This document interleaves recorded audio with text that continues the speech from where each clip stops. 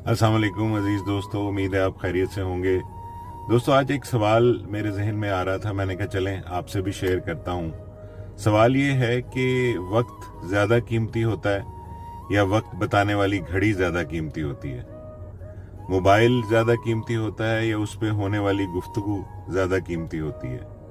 Social media के followers, social media के दोस्त ज़्यादा कीमती होते हैं या आपके जो रियल लाइफ फ्रेंड्स हैं, जो दोस्त हैं या रिश्तेदार हैं, जो अहबाब हैं, वो ज़्यादा कीमती होते हैं?